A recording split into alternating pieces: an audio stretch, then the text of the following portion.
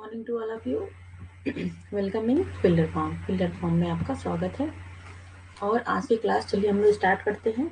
आज की क्लास में हम लोग क्या क्या पढ़ेंगे, कल जहाँ तक पढ़े थे थोड़ा उसको एक बार दोहरा देते ताकि आप लोग को अच्छे से समझ में आ जाए। कल जहाँ लास्ट हुआ था, कल की क्लास में हम लोग पढ़े थे लर्निंग थ्योरीज। लर्निंग थ्योरी के पे यहीं पे लास्ट हुआ था। तो लर्निंग थ्योरीज का मैंने बोला था कि आप अगर आप मतलब डीप स्टडी इसकी करनी है तो आप यूनिट 3 में जाइए और उसको अच्छे से देखिए। मैंने वहाँ पे बहुत डीपली तरीके से बताया हुआ है। तो आज अभी हम लोग ऐसे बस थोड़ा सा मैं बता देती हूँ एक बार, क्योंकि अगर फिर यहाँ इस यूनिट में फिर डीपली पढ़ाऊंगी तो ज़्यादा टाइम लगे। कम से कम 2 दिन इसमें सिर्फ इसके थ्योरी पढ़ाने में टाइम लग जाते हैं, काफ़ी लंबा है ये।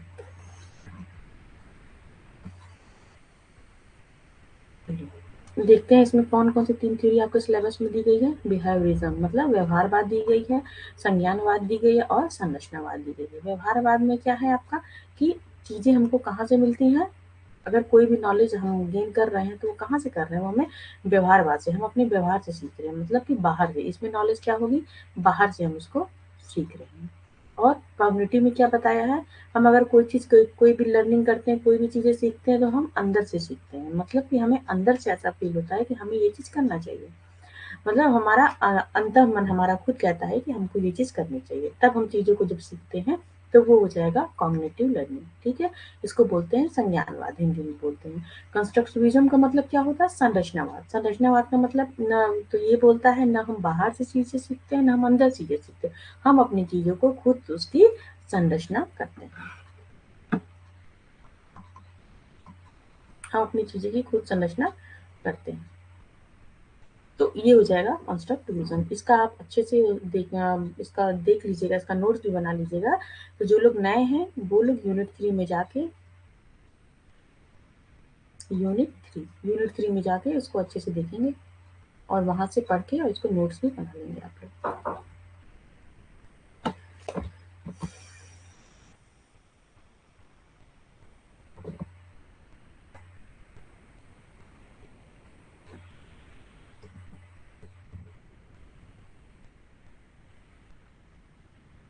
आपके सिलेबस में जितनी भी चीजें दी गई हैं, आपके सिलेबस में दिया हुआ है, स्किनर के बारे में दिया हुआ है, पियाजे के बारे में दिया है, आसुबेल के बारे में दिया है, ब्रूनर और वाइगोत्स्की। तो हम स्किनर, पियाजे, आसुबेल और ब्रूनर ये हम यूनिट 3 में आपको कवर करा चुके हैं। तो आप लोग वहां से देख लीजिएगा।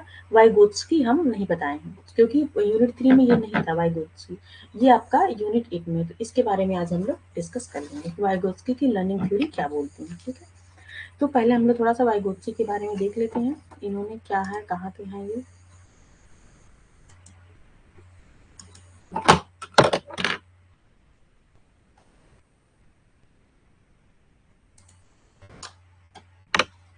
जो ले इनका पूरा नाम क्या है, लेव वाइगोत्स्की। ये कहाँ के हैं, रशियन साइकोलॉजिस्ट हैं। ठीक है, who developed a theory about how our social interaction influence our cognitive develop. इन्होंने क्या किया है, इन्होंने इस चीज का सिद्धांत दिया है कि कैसे हमारा जो हम समाज में जैसे संपर्क करते हैं वो हमारे संज्ञानात्मक विकास को कैसे प्रभावित करते हैं। इन्होंने इन्होंने लैंग्वेज के ऊपर बहुत ध्यान दिया, कल्चर के ऊपर ध्यान दिया। इनका मानना है कि जो चीजें हम सीखते हैं वो हम कैसे सीखते हैं, अपने कल्चर से सीखते हैं, अपनी सोसाइटी से सीखते हैं। Vygotsky social development theory asserts that a child's cognitive development and learning ability can be guided and mediated by their social interaction। Vygotsky के सामाजिक विकास सिद्धांत, इनका जो वाइगोत्स्की का सिद्धांत दिया है, लर्निंग थ्योरी दी है, उसको सामाजिक विकास का सिद्धांत भी कहते हैं। ओके, तो सामाजिक विकास सिद्धांत का दावा है कि एक बच्चे के संज्ञानात्मक विकास और सीखने की क्षमता को उसके सामाजिक संबंधों द्वारा निर्देशित और मध्यस्थता उसकी की जाती है। इन्होंने किस पे ध्यान दिया, इन्होंने जो 3 तरह की थ्योरी अभी मैंने बताया कि व्यवहारवाद, संज्ञानवाद और संरचनावाद।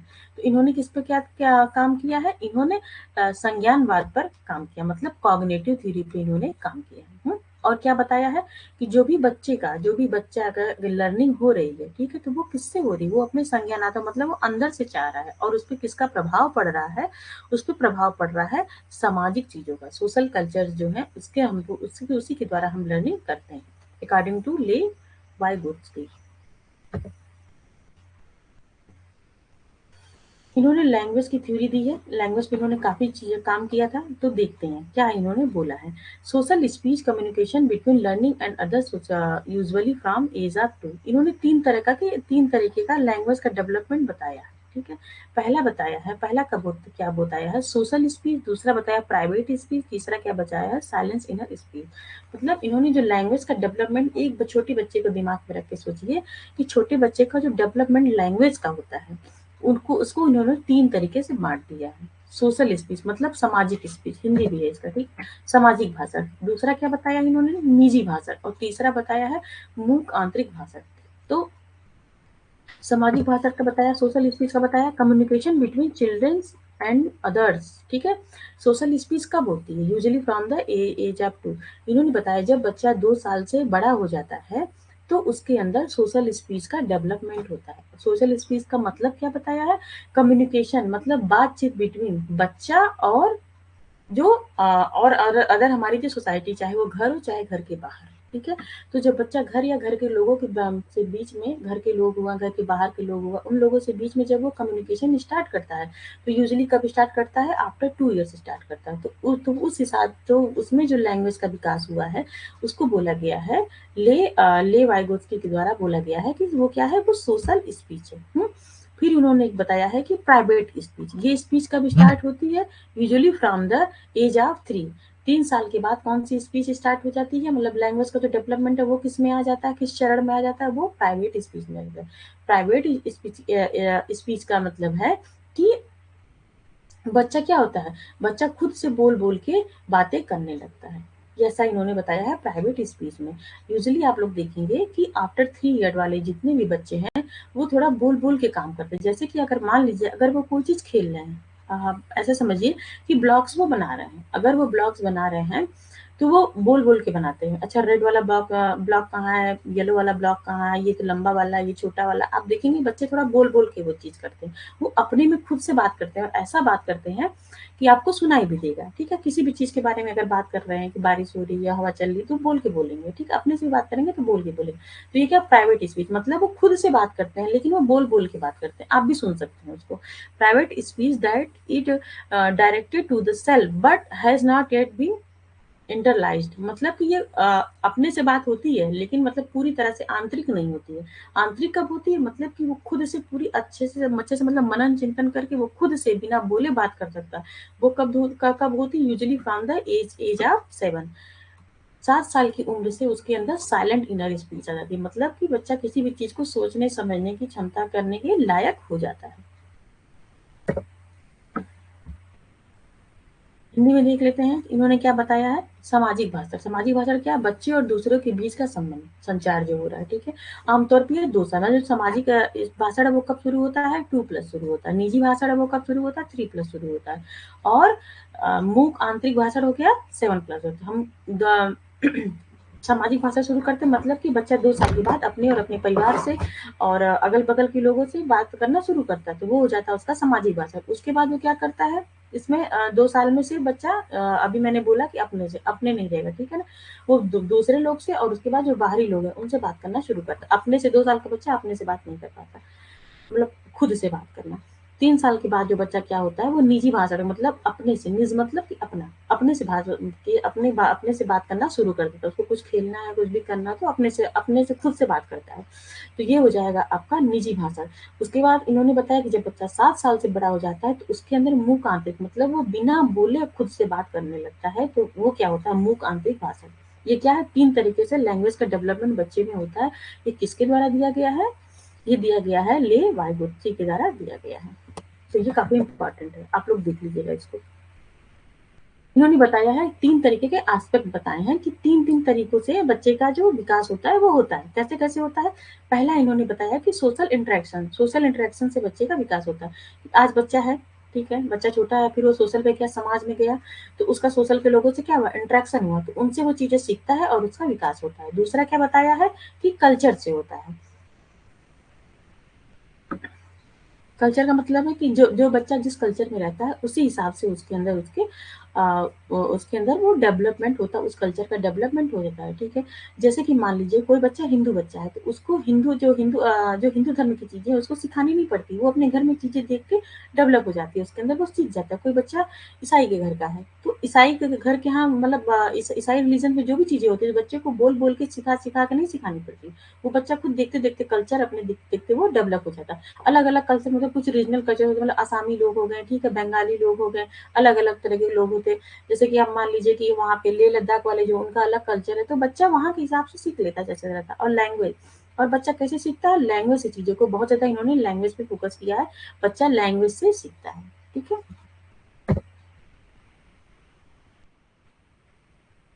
अब इन्होंने दिया है, बहुत इनका इम्पोर्टेंट है, कभी भी किसी भी एग्जाम में भी आ सकता है, जोन ऑफ प्रॉक्सिमल डेवलपमेंट।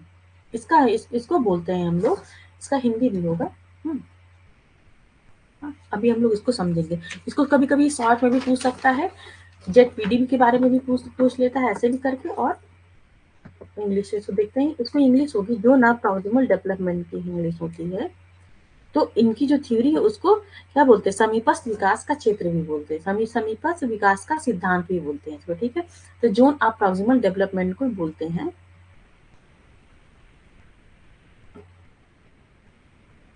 समीपस्थ विकास का क्षेत्र, ओके। इसको ये बोलते हैं जोन ऑफ प्रॉक्सिमल डेवलपमेंट। तो इसमें इन्होंने क्या बताया है, इसमें इन्होंने बताया है कि लर्नर कैन डू, कि कुछ चीजें ऐसा होती हैं जो बच्चा खुद से कर सकता है। इन्होंने जो बच्चे का जो लर्निंग बाय डूइंग है, करके सीखना, या फिर कि जो आप कह सकते हैं कि जो बच्चा धीरे धीरे करके कोई चीज सीखता है, तो उसको इन्होंने कैसे बांटा है, इन्होंने अलग अलग टाइप से इन्होंने बांटा। पहला इन्होंने इसमें सर्कल में दिखा रहा है कि लर्न कैन डू, ओके, मतलब कि बच्चा कैसे सीख सकता है। बच्चा कुछ चीजें ऐसी होती है जो बच्चा खुद से कर सकता है, और कुछ चीजें ऐसी होती हैं कि जिसमें बच्चों को खुद से नहीं सीख पाएगा।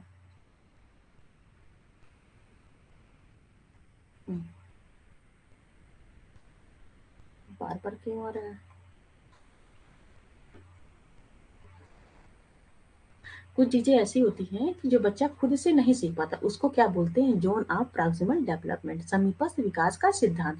मतलब कि अगर इस सर्कल में बच्चा है तो वो चीजें अपना खुद से सीख रहा है, कुछ चीजें ऐसी है जो वो खुद से नहीं कर सकता। मान लीजिए कि छोटे बच्चे का ध्यान में रखिए कि कुछ चीजें ऐसी होती हैं, अच्छा अपना ही आप ध्यान में रखिए कि कुछ पीवाईक्यूज अगर ऐसे होते हैं कि आप खुद से सॉल्व कर लेते हैं, वो इजी होते हैं, और कुछ पीवाईक्यूज होते हैं जो आप इस रेंज में आ गए, तो कुछ पीवाईक्यूज ऐसे हुए जो आपके बस के नहीं है, आपसे सॉल्व नहीं हो रहे, तो आप किसमें आ गए, जो ना प्रॉक्सिमल डेवलपमेंट।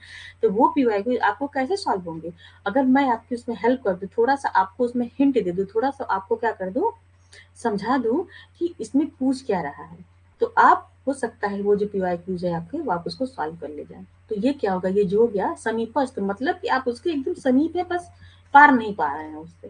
तो ये हो गया जोन ऑफ प्रॉक्सिमल डेवलपमेंट। ये सब जो टर्मोलॉजी है बहुत ज्यादा इंपॉर्टेंट है, इसको आप अच्छे से समझिए इसको, ठीक है, इससे क्वेश्चन बन सकते हैं।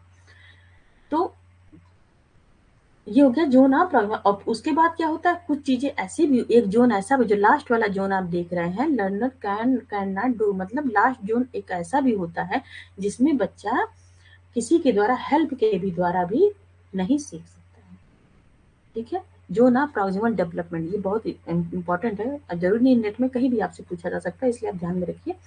Learner can do with guidance, इसको मतलब गाइडेंस के द्वारा किया जा सकता है। जो गाइडेंस होती है उसको क्या बोलते हैं, स्काफ फोल्डिंग बोलते हैं, स्काफ फोल्डिंग बोलते हैं, ठीक है। अभी हम लोग आगे बढ़ते हैं, इसमें हिंदी में समझते हैं। एक जो इन्होंने बताया है, मैं क्या कर सकता या कर सकती हूँ, मतलब कि कोई भी ऐसी चीजें हैं जो बच्चा खुद से कर सकता है, वो बीच में आ गया। और कुछ चीजें ऐसी होती हैं जो बच्चा क्या मैं मदद से कर सकता है, कर सकती हूँ, मतलब कि कुछ चीजें ऐसी होती हैं जो बच्चा मदद से उस चीजों को कर लेगा, उसी को बोलते हैं ZPD zone of proximal development, मतलब कि समीपस्थ विकास का क्षेत्र।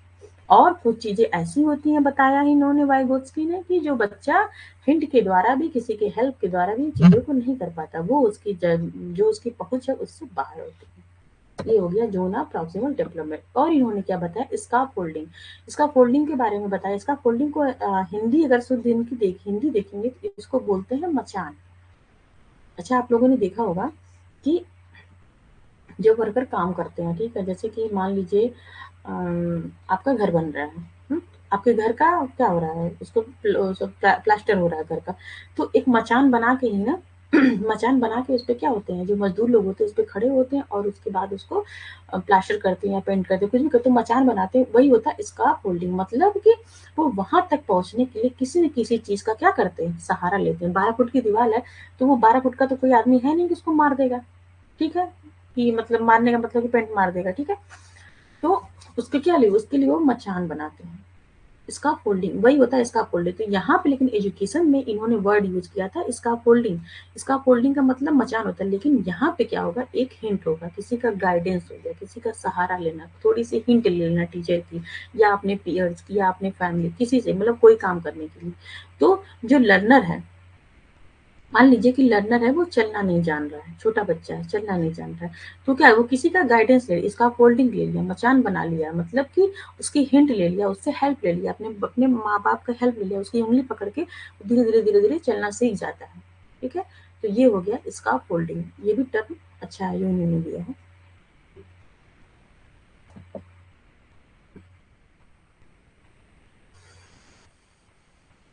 अब हम लोग पढ़ते हैं इंस्ट्रक्शनल स्ट्रेटजीज। क्या क्या इंस्ट्रक्शनल स्ट्रेटजीज होती है, मतलब कि अगर आपको किसी को इंस्ट्रक्शन देने हैं, लार्ज ग्रुप में देना है, स्मॉल ग्रुप में देना, फॉर्मल वे में देना, इनफॉर्मल वे में देना, तो आप कैसे देंगे। फॉर्मल इनफॉर्मल हम लोग पहले भी पढ़ चुके हैं, तो अभी हम लोग पढ़ेंगे large and small group. Large group में अगर आपको कोई इंस्ट्रक्शन देना है तो आप कैसे कैसे देंगे, कैसे कैसे क्या क्या एक्टिविटी करा सकते हैं। मतलब कि मान लीजिए, इससे समझिए कि किसी क्लास में बहुत सारे बच्चे, लार्ज ग्रुप में मतलब 60-70 बच्चे उसमें बैठे हुए हैं, तो वहां पे टीचर कैसे पढ़ाएगा। ओके, तो देखते हैं। The teacher often work with the class as a whole, particularly when presenting information और मॉडलिंग ए प्रोसेस, ठीक है। शिक्षक अक्सर कक्षा के साथ पूरी तरह से काम करता है, विशेष रूप से जानकारी प्रस्तुत करते समय या किसी प्रक्रिया का प्रतिरूपण करते समय, ठीक है। इसमें क्या होगा, लार्ज ग्रुप में अगर हमको देना होगा तो हमें क्या क्या कराना पड़ेगा, हमको डिस्कशन करा सकते हैं, क्वेश्चन आंसर राउंड करा सकते हैं। तो इस तरह का अगर इस तरह हमको इंस्ट्रक्शन कोई देना हुआ तो हम इससे पूरे जो ग्रुप है उसको क्या कर सकते हैं, कवर कर सकते हैं। ये सब बहुत छोटे छोटे चीजें, ये इंपॉर्टेंट भी नहीं है, पढ़ लीजिए बस। स्मॉल ग्रुप में सबको पता है, तो नॉर्मल सी चीजें है ना। स्मॉल ग्रुप में अगर आपको इंस्ट्रक्शन देना है तो कैसे देना पड़ेगा, चलिए देखते हैं। Small group are particular effective when the intention is a develop social as well as academic abilities. In a small group everyone has an opportunity to contribute. इसमें स्मॉल ग्रुप में क्या होता है, अगर स्मॉल ग्रुप है तो हम बच्चों से ज्यादा इंटरेक्ट कर पाते हैं। हम्म, तो इसमें क्या हुआ कि हर बच्चा अपना अपना कुछ न कुछ कंट्रीब्यूशन दे सकता है। जैसे टीचर ने कोई चीज पूछा, अगर 10 बच्चे तो 10 बच्चे रिप्लाई कर सकते हैं और उसमें टीचर ध्यान दे सकता है उनको। अगर जहाँ 60-70 बच्चे हैं तो कैसे कर पाएगा, मतलब 60-70 बच्चे तो नहीं कर पाएगा ना। टाइम भी नहीं है इतना टीचर के पास कि 70 बच्चों का ओपिनियन ले सके, ऐसा भी नहीं होगा। तो इसमें इंडक्शन देना लार्ज ग्रुप की अपेक्षा के भी इजी होता है, अच्छा होता है। हम ज्यादा से ज्यादा अपनी क्लास में कमांड करके चलते हैं। Students get more chance to talk, listen and receive feedback than would be possible in whole class in instruction। मतलब इस क्लास में इंस्ट्रक्शन देने में, स्मॉल ग्रुप में क्या हम अच्छे से इंस्ट्रक्शन दे पाते हैं, हम बच्चों से टॉक कर मतलब बातचीत कर पाते हैं, उनकी परेशानी सुन सकते हैं, उनको हम फीडबैक दे सकते हैं, हम बच्चों से फीडबैक ले सकते हैं। तो इंस्ट्रक्शन इसमें आसान से होता है। और इसमें इंस्ट्रक्शन हम लोग देंगे कैसे, कोऑपरेट लर्निंग कर दिए। मतलब अगर ठीक है 10 बच्चों की क्लास है तो हम 2 ग्रुप में बांट दिए, 5 ग्रुप में बांट दिए, उनको कोई प्रोजेक्ट दे दिए कि आप इसको करिए। तो उसमें क्या है, लर्निंग कोऑपरेट हो। अगर 60 बच्चों के अगर हमको करना हो, प्रोजेक्ट देना हो, तो वो थोड़ा सा टफ होगा। कितने सारे ग्रुप बनेंगे, 60 अगर 5 के ग्रुप बनाए तो कितने ग्रुप बन जाए, तो वो दिक्कत होती है, ठीक है। सिमुलेशन मतलब क्या हुआ कि उसको मतलब किसी चीज के लिए फोर्सफुल करना, मतलब कि कोई भी चीज आप उसको करवा रहे हैं, तो उसमें टीचर क्या करता है, उसके पीछे गाइड करता रहता है, तो इतने लोगों को स्टिमुलेट करना आसान हो गया। कम कम लोग हैं, अगर ज़्यादा लोग हैं तो वहाँ पे दिक्कत होती है। और फोकस्ड इमेजिंग, इसमें क्या करना है, जो जो भी चीज़ें बच्चे से करवा रहे हैं, जो भी चीज़ें मतलब एक तरीके से मान लीजिए लैब वर्क, फील्ड वर्क कुछ भी करा रहे हैं, तो उसमें टीचर ज़्यादा से ज़्यादा क्या करता है, केंद्रित कर पाता है। और असाइनमेंट क्वेश्चन, हम कुछ क्वेश्चन बच्चों को भी दे सकते हैं, जिसके द्वारा भी हम अपना इंस्ट्रक्शन दे सकते हैं, ठीक है। अब हम लोग एक लास्ट टॉपिक का आपका है, यूनिट 8 का पार्ट ए का था, इंक्लूसिव एजुकेशन। तो अब हम लोग इसको पढ़ेंगे, सिर्फ यही टॉपिक बचा है, इसके बाद आपका पार्ट 8 का यूनिट 8 का पार्ट 8 खत्म हो जाएगा। तो हम लोग देखते हैं इंक्लूसिव एजुकेशन, ठीक है। ये क्या होता है, इंक्लूसिव एजुकेशन का मतलब हो गया समावेशी शिक्षा। समावेशी शिक्षा।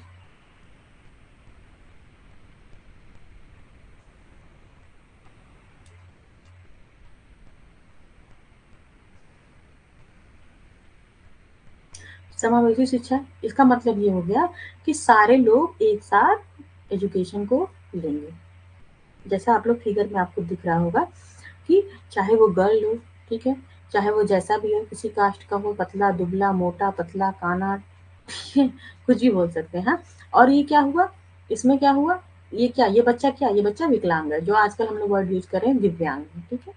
तो ये भी बच्चा इनके साथ ही एजुकेशन लेगा। तो ये एजुकेशन हो गया कि समावेशी शिक्षा, मतलब कि इंक्लूसिव एजुकेशन। इंक्लूसिव एजुकेशन का मतलब ये नहीं हुआ कि मतलब कि सिर्फ और इंक्लूसिव एजुकेशन जैसे आते ही आप लोग हो सकता है ऐसा समझे कि ऐसा एजुकेशन जिसमें मतलब दिव्यांग चाइल्ड और नॉर्मल चाइल्ड एक साथ एजुकेशन में, तो ये समावेशी शिक्षा, ठीक है, ये भी सही है, लेकिन ऐसा नहीं है कि मतलब सारे जो स्टूडेंट है वो एक बराबर हो गए, सारे स्टूडेंट बराबर नहीं होते। कुछ बच्चों का आईक्यू ज्यादा होता है, कुछ बच्चे क्या होते हैं, मंद बुद्धि होते हैं, कुछ बच्चे क्या होते हैं, उनकी बुद्धि प्रबल बुद्धि की होती है। जैसे आप लोगों ने पढ़ा होगा आईक्यू को ढेर सारी चीजों में बांटा गया है, आईक्यू लेवल के हिसाब से बच्चों को बुद्धि को बांटा गया है।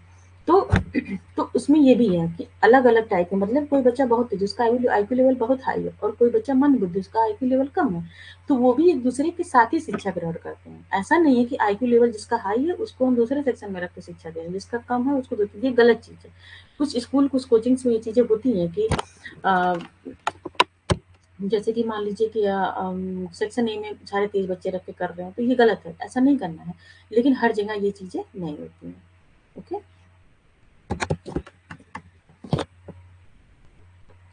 तो समावेशी शिक्षा का मतलब है कि कोई कैसा भी बच्चा हो, चाहे वो दिव्यांग हो या फिर किसी भी जेंडर का हो, किसी भी कास्ट का, सारे बच्चे एक साथ मिलकर क्या करेंगे, एजुकेशन लेंगे। That is called inclusive education and समावेशी शिक्षा। ये आपका ओवरव्यू था, अब हम थोड़ा इसके बारे में पढ़ लेते हैं। Inclusive education is a type of education where education is provided to all the student. Inclusive education जो समावेशी शिक्षा है, वो इस प्रकार का शिक्षा का है, इस प्रकार का शिक्षा प्रणाली है जिसमें हर बच्चे को, ऑल टाइप्स ऑफ स्टूडेंट, हर प्रकार के बच्चे को शिक्षा दी जाती है, चाहे वो किसी कास्ट का हो, किसी रिलीजन का हो, किसी भी रेस, किसी भी कलर, किसी भी जेंडर का हो, ठीक है, या तो कोई उसको डिसेबिलिटी हो, मतलब कि वो दिव्यांग हो, दिव्यांग का भी। लेकिन इसमें ना इंक्लूसिव एजुकेशन थोड़ा सा ब्रॉड में अगर आप पढ़ेंगे, थोड़ा बस समझ लीजिए इसको, तो इसमें ये भी आता है कि जो हमारी डिसेबिलिटीज है, वो भी अलग अलग टाइप्स होते हैं डिसेबिलिटीज के, मतलब कि उन्हीं लोगों को हम नॉर्मल बच्चों के साथ पढ़ाएंगे जो उसके काबिल हो। मान लीजिए कोई बच्चा, कोई भी बच्चे को देखते हैं कि उसकी आई साइट कम होती है, उसको क्या, उसको दूर से चीजें नहीं दिख रही, किसी बच्चे को भी, तो हम उसको नॉर्मल बच्चों के साथ पढ़ा सकते हैं, उसको हम आगे की क्लास में बैठा, आगे की मतलब ब्रेंच पे बैठा देंगे और वो आराम से देख लेगा नजदीक से चीजों को। तो वो भी डिसेबिलिटीज है उसके अंदर। किसी बच्चे का हाथ टेढ़ा हो, ठीक है, पोलियो जैसे हो गया उसको समझ लीजिए, तो उसको हम नॉर्मल बच्चों के साथ पढ़ा सकते हैं, अगर सिर्फ हाथ में प्रॉब्लम है उसको, पैर में थोड़ी बहुत प्रॉब्लम है तो व्हील चेयर पे बैठ के आके पढ़ लेगा। लेकिन अगर डिसेबिलिटीज मान लीजिए हाई लेवल की है, उसको आंख से एकदम नहीं दिखता हो, तो क्या उसको नॉर्मल बच्चों के साथ पढ़ा सकते हैं? तो समावेशी शिक्षा की बात की गई है, लेकिन उसके लिए कुछ न कुछ क्राइटेरिया के बारे में भी गवर्नमेंट के द्वारा बताया गया है कि किन बच्चों को, तो उसके लिए तो ब्रेल लिपि का होगा, जैसे आप सब जानते हैं, जो जिन लोग के मतलब आई साइट एकदम नहीं होती, वो लोग, वो बच्चे क्या है ब्रेल लिपि के द्वारा सीखते हैं। तो उन बच्चों को नॉर्मल स्कूल में पढ़ाना तो ये तो गलत होगा ना, वो बच्चा भी नहीं समझ पाएगा, उसको भी अच्छा फील नहीं होगा कि वो पढ़ नहीं पा रहे हैं, तो उनके लिए अलग से स्कूल होंगे, ठीक है।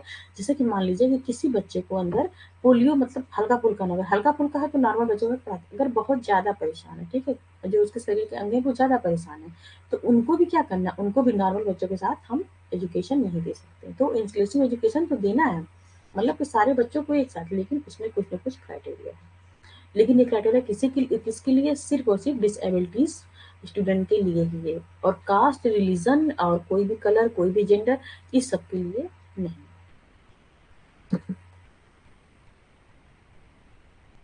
अब थोड़ा सा हम लोग इसकी हिस्ट्री देख लेते हैं कि इंक्लूसिव एजुकेशन जो समावेशी शिक्षा वो भारत में कब क्या क्या किसमें किसमें ऐड हुआ है।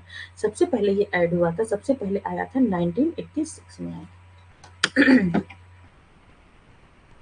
किसमें आया था, 1986 में आया था, डिस्ट्रिक्ट एजुकेशन प्रोग्राम में आया। फिर उसके बाद किसमें ऐड हुआ, नेशनल एजुकेशन पॉलिसी जो आई थी 1986। देखिए एनईपी पे बहुत सारे क्वेश्चन पूछे जाते हैं, और जो इस बार एग्जाम हुआ फेब में उसमें भी बहुत सारे क्वेश्चन, करीब आप समझ लीजिए करीब 7-8 क्वेश्चन जो सिर्फ सीधे सीधे एनईपी से बने थे। अगर 8 क्वेश्चन आए तो आपके कितने नंबर बन गए, आपके 16 नंबर उससे एनईपी से मान लीजिए आए, ठीक है। लेकिन 7-8 क्वेश्चन से कम नहीं आया तो हो सकता है 10 भी हो सकता है, पेपर 1 पेपर 2 मिला के, तो बहुत क्वेश्चन है।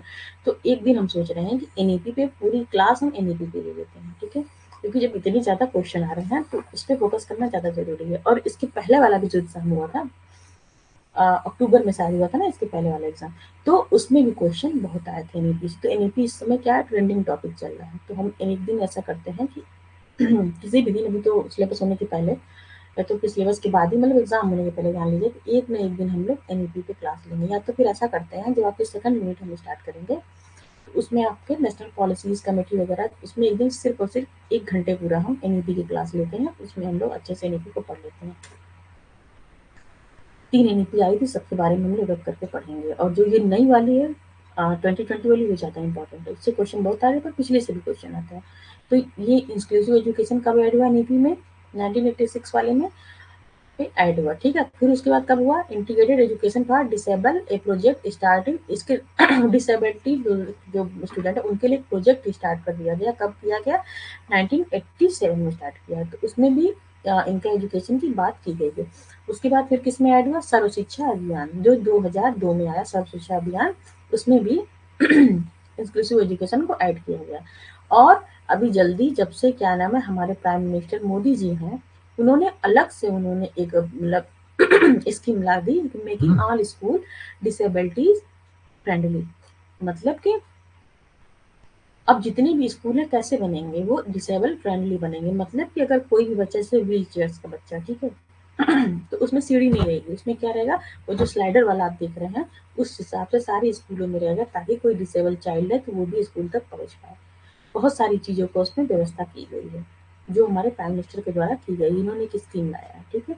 वो कब आया है, 2020 में लाया, और आप अब देख रहे थे आपको हर जगह, बस स्कूल के लिए ही नहीं किया गया है, बहुत सारे जितनी जितनी भी सरकारी चीज़ें, चाहे आप बस स्टैंड पे चले जाएँ, किसी भी सरकारी मतलब आप ऑफ़िस में चले जाएँ, सब में जगह सब हर जगह ये अलाउ किया गया है कि डिसेबिलिटीज़ लोगों को ध्यान में रख के बनाना है, उस हिसाब से करना है, मतलब इंफ्रास्ट्रक्चर जो है उस हिसाब से तैयार करना है कि वो लोग भी वहाँ तक पहुँच पाएँ, जो कि काफ़ी अच्छा लगा मुझे, बहुत अच्छी चीज़ है।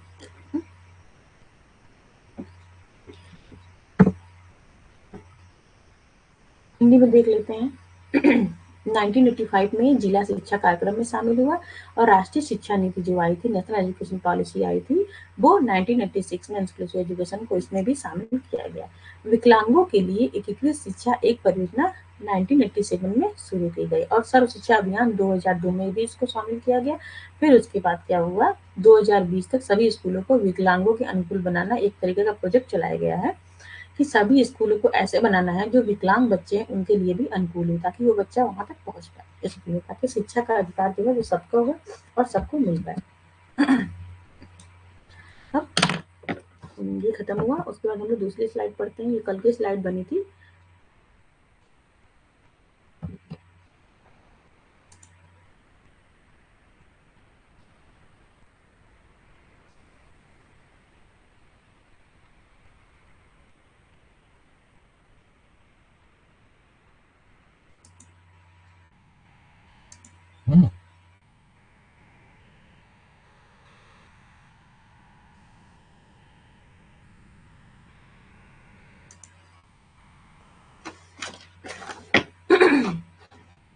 इसके साथ ही आप लोग का यूनिट ए का पार्ट ए पूरी तरह से खत्म हो गया।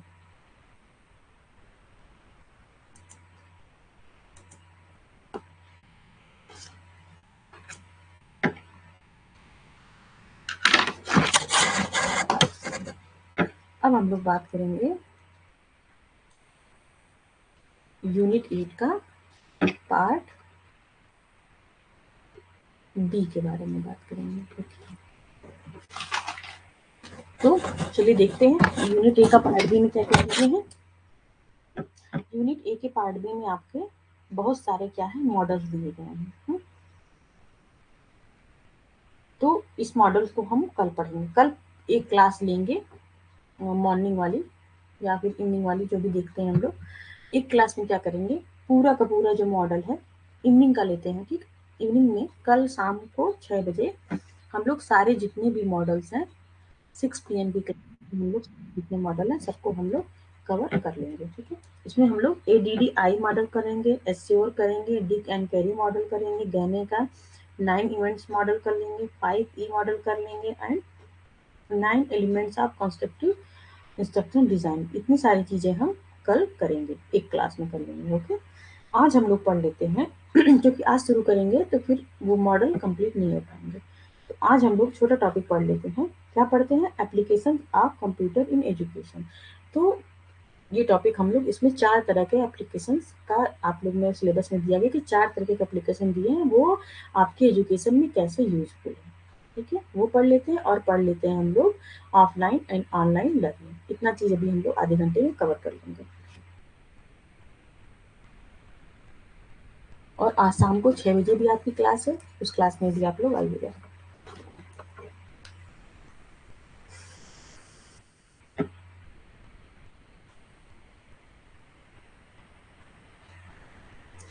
और एक बात और मैं कहना चाहूंगी कि यूनिट 8 जो है आपका, यूनिट 8 का पार्ट बी है, वो क्या है, वो मोस्ट इम्पॉर्टेंट है। अगर आप मान लीजिए कि आपके यूनिट 8 से अगर 10 क्वेश्चन आ रहे हैं, हर यूनिट से 10 क्वेश्चन आएंगे। हाँ, अगर यूनिट 8 से आपके 10 क्वेश्चन आ रहे हैं तो सिर्फ और सिर्फ यूनिट 8 के पार्ट बी से कम आपके 3 से 4 क्वेश्चन यहीं से पूछे जाएंगे।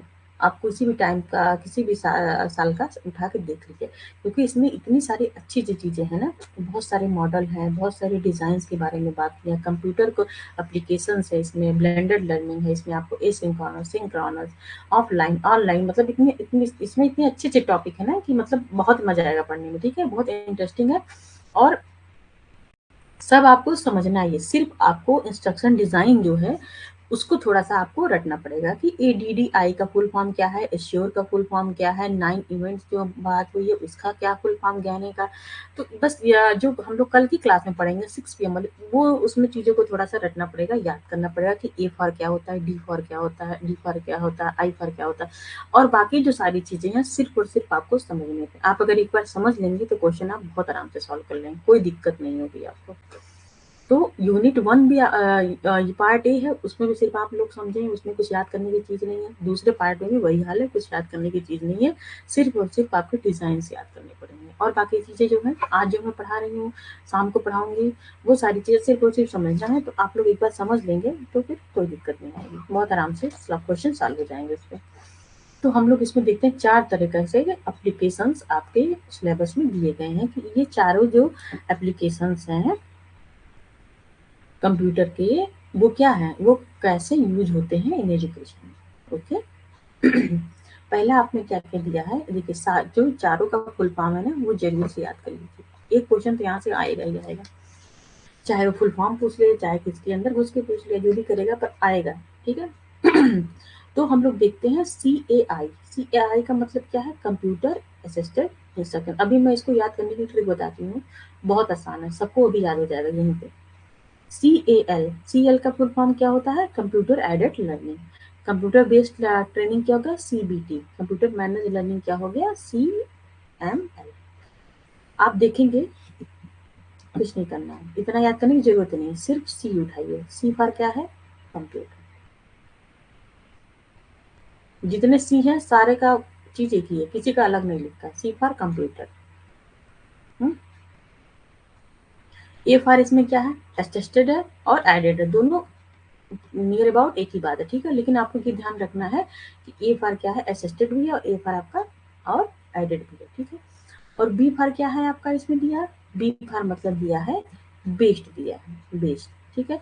एम फॉर क्या दिया है, एम फॉर आपका दिया है मैनेज दिया है, एम फॉर मैनेज, ठीक है। और फिर क्या बचा आपका, टी बचा, टी फॉर ट्रेनिंग हो गया और एल से आपका लर्निंग हो गया। तो अगर आप अलग अलग करके इसको पढ़ लेंगे, मतलब मैंने ऐसे याद किया है क्योंकि CAI का फुल फॉर्म याद करना काफी टफ है। अगर आप सी फॉर कंप्यूटर याद कर लिए, ए फॉर असिस्टेंट याद करने, आई फॉर इंस्ट्रक्शन याद कर लिए, तो आपको जल्दी याद हो जाएगा। फिर CAL, फिर वही बात हुई, सी फॉर क्या है, कंप्यूटर है, एडेड है, एल फॉर लर्निंग है। फिर सी आ गया, सी का कंप्यूटर हो गया, बी फॉर बेस्ड हो गया, टी फॉर ट्रेनिंग है। CML होगा, फिर सी आ गया, कंप्यूटर है, एम फॉर मैनेज हो गया, एल फॉर लर्निंग हो गया। तो एल फॉर यहाँ भी लर्निंग है, एल फॉर यहाँ भी लर्निंग है, बी फॉर बेस्ड है, टी फॉर ट्रेनिंग है। बस अटेस्टेड और इसमें एडेड याद करना है, बस अलग-अलग चीज़ है, ठीक है। तो याद हो जाएगा ऐसे नॉर्मल। बाकी अगर आपको कोई और अच्छा ट्रिक दिख रहा है तो आप अपने हिसाब से भी याद कर सकते हैं। हाँ,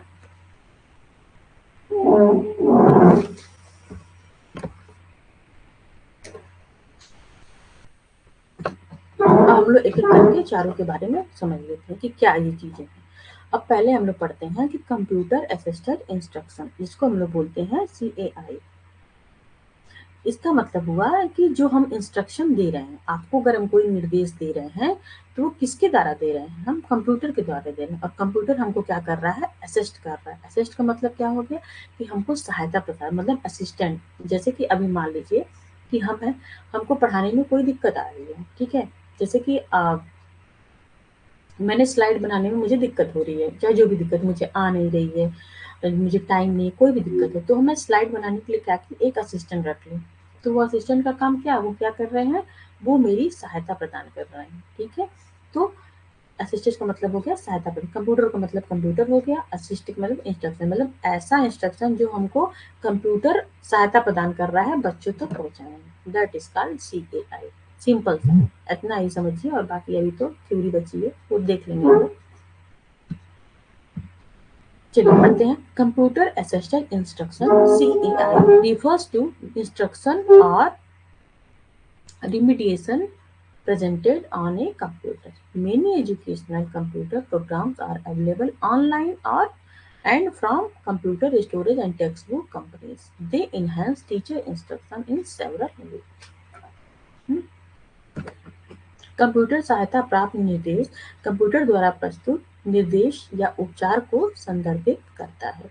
कई शैक्षिक कंप्यूटर प्रोग्राम ऑनलाइन और कंप्यूटर स्टोर और पाठ्यपुस्तक कंपनियों के से उपलब्ध हैं। वे कई तरीकों से शिक्षक निर्देश को बढ़ाते हैं। जैसे कि आप मान लीजिए कि मैं अभी आपको इंस्ट्रक्शन देने के लिए किसकी मदद ले रही हूँ, कंप्यूटर की मदद ले रही हूँ, ठीक है।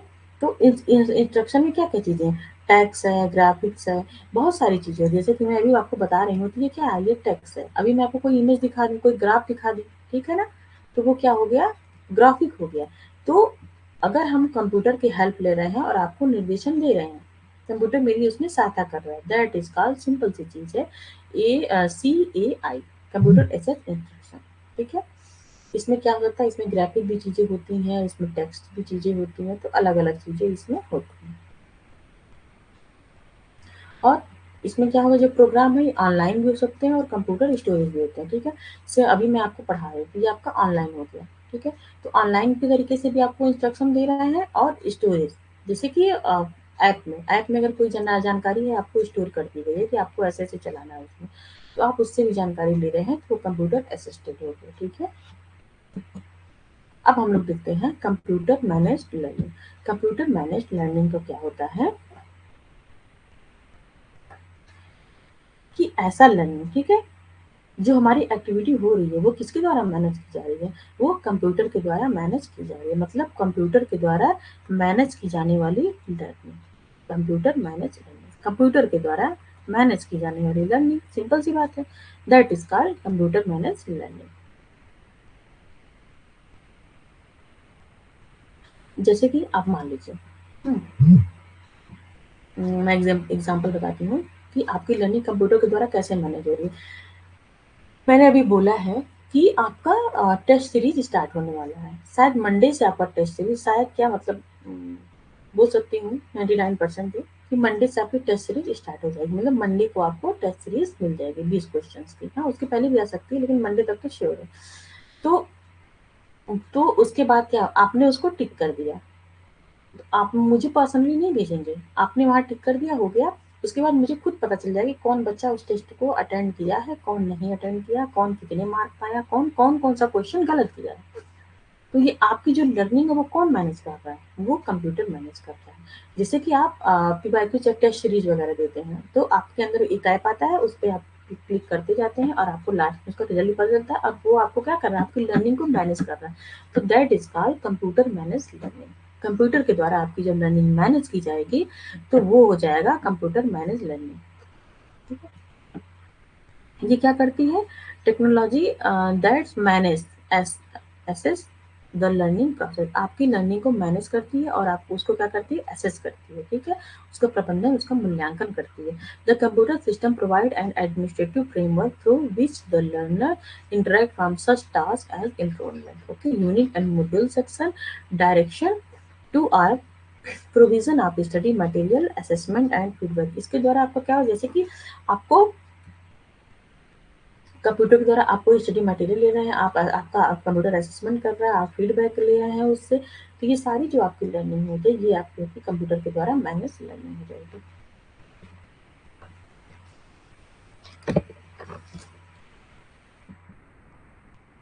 अब हम देखते हैं कंप्यूटर एडेड लर्निंग, CAL, इसको हम लोग बोलेंगे CAL, okay, computer assist learning, computer aided learning. ठीक है, इसके द्वारा क्या हो गया, ऐसी लर्निंग, कंप्यूटर एडेड लर्निंग एक एकीकृत तकनीकी है जो एक शैक्षिक वातावरण का वर्णन करती है, जहां एक कंप्यूटर प्रोग्राम का उपयोग किसी विशेष विषय को उपयोगकर्ता के सीखने में सहायता प्रदान करता है। इसका आप ऐसे समझिए कि कंप्यूटर एडेड लर्निंग, ओके। जैसे कि मान लीजिए कि मैं किसी दिन क्लास का मतलब नहीं ले पाऊँ, ठीक है, जैसे कि आज शाम को मान लीजिए मैं क्लास नहीं ले पाऊँ, लेकिन फिर भी मैं आपको पढ़ाना चाहूँ, तो मैं क्या करूँगी, एक वीडियो बनाऊंगी, रिकॉर्ड करके ऐप पे डाल दूंगी, आप उसको, तो क्या हुआ, जो आपका कंप्यूटर है उस पर मैंने ऐड कर दिया, उससे आपकी लर्निंग हो गई। That is called computer aided learning. अब हम लोग देखते हैं CBT, this is more important, ये आपने बहुत बार पढ़ा भी होगा। CBT, CBT के थोड़ा सा ब्रॉड है, ठीक है, इसको देखते हैं क्या है नॉर्मल चीज, computer based learning, computer based क्या लर्निंग, जो आपकी लर्निंग हो रही है वो कंप्यूटर बेस्ड हो रही है। ठीक है, इसके द्वारा क्या होती है, इसके द्वारा learning and test, training and testing दोनों की जाती है। ठीक है,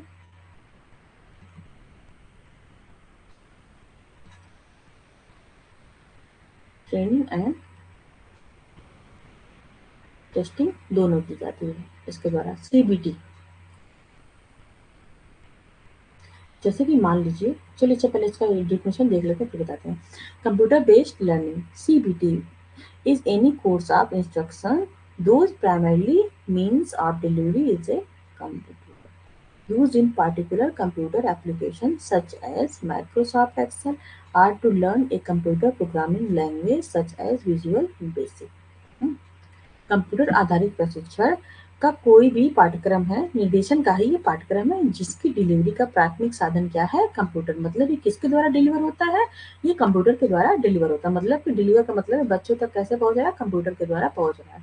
विशेष रूप से कंप्यूटर एप्लीकेशन में उपयोग करें, जैसे कि माइक्रोसॉफ्ट एक्सेल, या कंप्यूटर प्रोग्रामिंग भाषा सीखने के लिए जैसे विजुअल बेसिक। ठीक है, इसमें क्या हुआ, इसमें जैसे हुआ कि आपको अगर कोई भी आपको डाइट फॉलो करनी है, जैसे हेल्दी फाइल करके एक डाइट का क्या आता है, एक डाइट का एप्लीकेशन है, ठीक है, एक एप्लीकेशन है, कोई ऐप है जिससे आपको डाइट फॉलो करनी है, तो कोई भी बनाया और आपके कंप्यूटर में, या आपका, आप अगर अपने मोबाइल को कंप्यूटर में दिमाग में डाल के पढ़े तो भी समझ में आएगा। आपके मोबाइल को, जैसे आप कंप्यूटर समझ लीजिए, ठीक है, तो आपके मोबाइल में वो ऐप डाल दिया गया, डाइट का ऐप आपने डाल दिया गया, या फिर आप कहीं से डाउनलोड कर अपने मोबाइल में ले लिए, तो रोज-रोज उसमें डाइट चार्ट आता रहता है कि मंडे को क्या खाना है, ट्यूसडे को क्या खाना है, आपने कितनी कैलोरी की क्या-क्या है। तो वो आपको क्या कर रहा है, आपको वो ट्रेन कर रहा है, आपकी वो टेस्टिंग भी कर रहा है और बाद में आपको बताएगा कि आपने कितनी कैलोरी खाई, जो कि गलत था, इतना कम खाया, अच्छा किया, पानी कितना लिया, क्या किया। मतलब हर चीज़ें आपको क्या करता है, ट्रेनिंग दे रहा है और आपको टेस्टिंग भी करता रहता है। हुँ? तो इसी को कहते हैं कंप्यूटर बेस्ड ट्रेनिंग, ठीक है? इसको बोलते हैं सीबीटी। जो आपका नेट का एग्ज़ाम होता है ना, वो भी आपका क्या होता है, वो भी एग्जाम्पल है, सीबीटी का ही एग्जाम्पल है। जैसे कि आप नेट के एग्जाम में गए, ठीक है, उसमें क्या हुआ, उसमें चीजें आई, उसमें आपको टेस्ट किया जाता है कि आपको कितना आता है, कितना नहीं। आपने उन चीजों को 4 कॉलम है, किसी एक को अपना फिल किया, लास्ट में आप उसको क्या कर दिए, क्लोज कर दिए, मतलब चीजें आप अच्छे से भर दिए। उसके बाद क्या, उसके बाद कोई आपको ऐसा, उसमें कोई इंसान नहीं बैठा हुआ है कि जो आपकी टेस्टिंग कर रहा है। वो कौन टेस्टिंग कर रहा है, आपको ट्रेनिंग कौन करा रहा है, वो करा रहा है कंप्यूटर करा रहा है। तो सीधे तुरंत आपका रिजल्ट वो आपको नहीं दिखाएगा, लेकिन जो बनाया है, जो एडमिन है, उसको रिजल्ट भी आपको दिखा देगा। तो इस टाइप की जब लर्निंग होगी, इसको बोलते हैं computer based training and learning, कुछ भी बोलते हैं, ठीक है। मतलब फुल फॉर्म इसका यही है, समझने के लिए है कि ये ट्रेनिंग भी कराता है और चीज़ों की टेस्टिंग भी कराता है।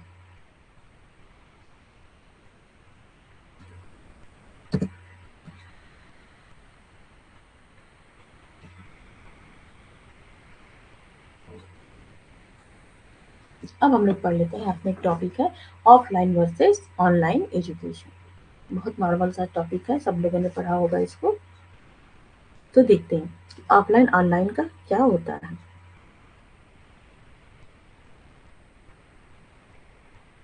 ये देखिए आपके सामने एक फिगर है, इसमें कैसे एजुकेशन चल रही, ऑफलाइन। ऑफलाइन का मतलब है कि फेस टू फेस, जो स्टूडेंट है, टीचर है, दोनों फेस टू फेस पढ़ाई करेंगे, that is called offline learning. Online learning क्या है, एक तरह से डिस्टेंस लर्निंग है, मतलब दूर बैठ के, जैसे अभी हमारा आपका हो रहा है, ऑनलाइन हो रहा है। इसमें फेस टू फेस इंटरेक्शन नहीं होता है। ऐसी लर्निंग होती है ऑनलाइन, ऐसी लर्निंग ऑफलाइन। और एक चीज ध्यान में रखिएगा कि ऐसा नहीं है कि ऑफलाइन लर्निंग में कंप्यूटर का यूज नहीं होता है। ये मत सोचिएगा जो कंप्यूटर से लर्निंग हो रही, जो मोबाइल से लर्निंग हो रही, वो आप बोल दीजिए ऑनलाइन है, और जो इससे नहीं हो रही वो ऑफलाइन। ये गलत बात है। ऑफलाइन ऑनलाइन का मेन जो है कि मतलब जो इंटरेक्शन है फेस टू फेस, वो नहीं होता है, और ऑनलाइन में फेस टू फेस इंटरेक्शन इसमें होता है, और ऑनलाइन में फेस टू फेस इंटरेक्शन नहीं होता है। ठीक है, जो इसका मेन, जो इसका मेन पॉइंट है ये है। ये नहीं है कि ऑफलाइन लर्निंग में कंप्यूटर का इस्तेमाल नहीं होता, इस्तेमाल दोनों में होता है, लेकिन इसमें क्या है, टीचर दूर बैठा है और स्टूडेंट भी दूर बैठा है, इसमें पास पास बैठ कर इंटरेक्शन ज़्यादा होता है इसमें। अब हम लोग देख लेते हैं कि ऑनलाइन एजुकेशन और ऑफलाइन एजुकेशन क्या होता है। आप में है तो आप इसको पढ़ लीजिए। ऑनलाइन एजुकेशन क्या होता है, कॉस्ट इफेक्टिव होता है, मतलब इसमें खर्चा ज़्यादा होता है। मैं लिख दे रही हूँ, ठीक है। खर्चा ज़्यादा होता है, क्यों क्यों खर्चा ज़्यादा होता है, ऑनलाइन एजुकेशन लेने के लिए। जैसे अभी कोविड में हो गया था, सब चीज़ें ऑनलाइन एजुकेशन में आ गई, तो क्या सब लोग क्लास ले पा रहे थे, ज़्यादातर लोग क्लास ले रहे थे, लेकिन सब क्लास नहीं ले पा रहे थे। अगर किसी घर में 3 बच्चा 4 बच्चे हैं, तो ज़रूरी नहीं है कि उस घर में 4 तरीके के मल्टीमीडिया का सेट हो और चारों उसको ऑनलाइन एजुकेशन एक साथ ले पाएँ। तो खर्च ज़्यादा, तो बहुत सारे लोग लैपटॉप खरीदें जो खरीद सकते हैं, ठीक है? मोबाइल खरीदें, लैपटॉप खरीदें, पीसी खरीदें, बहुत सारी चीज़ें लोग ब्रॉडबैंड लगवाएँ। तो इसमें क्या है, इसमें क्या कॉस्ट आया, इसमें पैसा आया। अगर मोबाइल से ही आप देख रहे हैं तो आजकल रिचार्ज वगैरह कितना महँगा है, इससे कॉस्ट लग रही है ना। तो ये कॉस्ट इफेक्टिव हो गया ऑनलाइन लर्निंग। इसमें क्या है, सेल्फ डिसिप्लिन, मतलब स्वयं की इसमें डिसिप्लिन होती है। इसमें आपको स्वयं से डिसिप्लिन बनाना पड़ेगा। इसमें कोई पकड़ के नहीं बोलेगा कि नहीं तुम यहाँ बैठो, क्लास चल रही है तुम्हारी 10 बजे से, कोई नहीं। जैसे अभी आप लोग का क्या, आपके सेल्फ डिसिप्लिन है, आपको डिसिप्लिन फॉलो करेंगे तो आप आएंगे, नहीं फॉलो करना है आपको तो आप क्लास में नहीं आएंगे, आप बाद में आएंगे, आपको जब मन करेगा तब आएंगे। ठीक है, तो इसमें सेल्फ डिसिप्लिन अपने से बनाने पर, डिसिप्लिन जो है, अनुशासन जो है, वो सेल्फ बनानी पड़ती है। कोई आपको जबरदस्ती टीचर नहीं बना पाएगा। और जो ऑनलाइन, जो सामने है, ऑफलाइन है, उसमें क्या है, टीचर जबरदस्ती पढ़ा सकता है कि नहीं देखो, यहाँ देखो, वहाँ देखो, ठीक है, ये काम करो, वो काम करो। ये क्या, प्योरली थ्योरेटिकल है, पूरी तरह से ये थ्योरेटिकल होती है। मतलब कि ऑनलाइन लर्निंग में हम प्रैक्टिकल चीजें नहीं करा सकते। अभी हम आपको कोई प्रैक्टिकल करने को बोले तो जरूरी नहीं, पहले तो है कि आधे से ज्यादा लोग आएंगे ही नहीं क्लास में, ऑनलाइन क्लास में, ठीक है, वो अपने हिसाब से देखते हैं क्लास। तो तो चीज़ों को क्या है, अच्छे से मैनेज नहीं हो पाती है, क्यों, प्योरली क्या, थ्योरेटिकल, मतलब ज़्यादा से ज़्यादा हम थ्योरेटिकल चीज़ें ही कर सकते हैं, उसमें प्रैक्टिकल चीज़ों के लिए कम होता है समय। और दूसरा क्या हुआ, नेक्स्ट क्या हुआ, फ्लेक्सिबिलिटी। इसमें टाइम की क्या होती है, फ्लेक्सिबिलिटी होती है, और ये क्या होता है, टाइम सेविंग होता है। फ्लेक्सिबिलिटी का मतलब है कि अभी मैंने 10 बजे क्लास ले लिया, बहुत सारे लोग नहीं आए हैं क्लास में, वो कब आएंगे, वो जब खाली होंगे तब आएंगे यहाँ क्लास में। तो उनके लिए क्या है, उनके लिए फ्लेक्सिबिलिटी है कि अभी वो अपना स्कूल गए होंगे, कॉलेज गए होंगे, घर का काम कर रहे हैं, जो भी कर रहे हैं, जो लोग नहीं है उनके लिए फ्लेक्सिबिलिटी, वो बाद में आके क्लास देख सकते हैं। टाइम सेविंग, इसमें क्या है, टाइम की सेविंग होती है, ठीक है। बहुत सारे लोग मेरी वीडियो कितने देखते होंगे, 1.5x पे देखते होंगे, ठीक है, कुछ 2x पे भी देखते होंगे मेरी वीडियो, ठीक है। तो 1 घंटे की वीडियो कितने मिनट में देख लिया, 30 मिनट में देख लिया, तो उनका टाइम सेव हो गया ना। और ऑफलाइन लर्निंग में क्या होगा, जिस स्पीड से टीचर बोल रहा है उसी स्पीड से देखना है। और ये क्या हो गया, वर्चुअल टीचिंग। जैसे मान लीजिए ये टॉपिक आपको आती है ऑनलाइन एजुकेशन, आप नहीं देखें, इसमें आपका 2 मिनट 5 मिनट और बच गया, आप 25 मिनट में ये वीडियो कवर कर लिए। अलग अलग चीजें इसमें है, तो टाइम सेविंग है। वर्चुअल टीचिंग, ये क्या वर्चुअल मतलब टीचिंग है, मतलब पूरी तरह से ये क्या, कहीं से भी टीचिंग हो सकती है, कोई भी पढ़ा सकता है, वर्चुअल है पूरी तरीके से, मतलब कि ओवरऑल पूरे इंडिया में कहीं से, आप वर्ल्ड की बात कर सकते हैं, तो कहीं से कोई वर्चुअली जुड़ सकता है, पढ़ सकता है, पढ़ा सकता है। ऑफलाइन टीचिंग, अब हम बात करेंगे ऑफलाइन टीचिंग क्या होती है। ऑफलाइन टीचिंग क्या है, ट्रेडिशनल टूल है, मतलब कि ये क्या है, ट्रेडिशनली है। ट्रेडिशनली का मतलब क्या होगा कि ओल्ड है, ओल्ड वाला हो जाता है, ठीक है। ये पुराने समय से चलता हुआ आ रहा है, ठीक है, ट्रेडिशनल टूल बोलते हैं। इसमें क्या, टाइम कंज्यूमिंग, अभी जो हमने बोला है कि टीचर जिस स्पीड से बोल रहा है उसी स्पीड से आपको सुनना पड़ेगा, तो इसमें टाइम लगता है। अगर 1 घंटे क्लास है तो आपको यहाँ 1 घंटे बैठना ही पड़ेगा, आप भाग नहीं सकते हैं उसको। फिजिकल क्लासरूम, फिजिकल क्लासरूम का मतलब क्या है कि भौतिक क्लासरूम, मतलब भौतिक का मतलब है कि भौतिक रूप से सब लोग प्रेजेंट होते हैं, टीचर एंड स्टूडेंट भौतिक रूप से प्रेजेंट होते हैं, तभी ये लर्निंग और एजुकेशन होता है।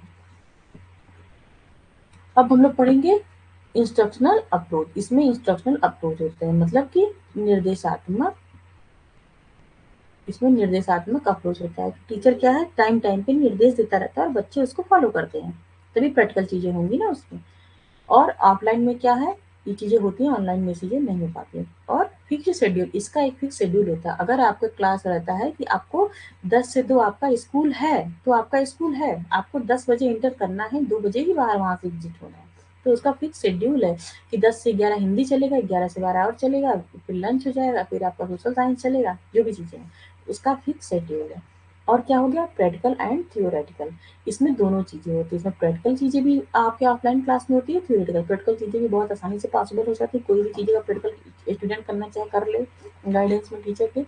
और टीचर भी किसी चीज को प्रैक्टिकल करके बताना है वो दिखा सकता है। तो ये आपका आज कंप्लीट हो गया ऑफलाइन एंड ऑनलाइन। अब हम लोग 6 बजे वाली क्लास में मिलते हैं, 6 PM की क्लास में मिलते हैं, उसमें हम लोग कवर करते हैं। तो क्या कवर करेंगे उसमें, हम लोग ये बता दे रहे हैं,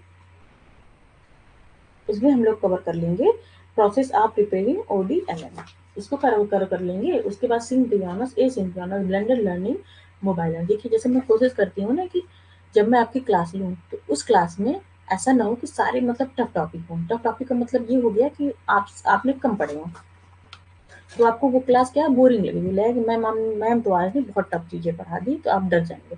इसीलिए मैं कोशिश करती हूँ कि थोड़ी चीज़ें जो शुरुआत की वो थोड़ी सी टफ लाऊं, और बाद वाली जो चीज़ें हैं जब आपका माइंड थोड़ा सा दिमाग लगाता है थक जाए तो उसमें नॉर्मल चीज़ें आ जाए। तो मुझे लगता है ऐसी टीचिंग लर्निंग ज़्यादा अच्छी होगी, ठीक है। ये मेरा ओपिनियन है, पढ़ाने का तरीका है सबका अलग अलग। तो आज की क्लास हम लोग यहीं पे ख़त्म करते हैं। ओके, सब लोग 6 PM की क्लास में आएंगे। अगर आपके पास कोई भी क्वेरी है तो आप मुझे अभी भी पूछ सकते हैं, बाद में भी आप चैट सेक्शन में जाके पूछ सकते हैं।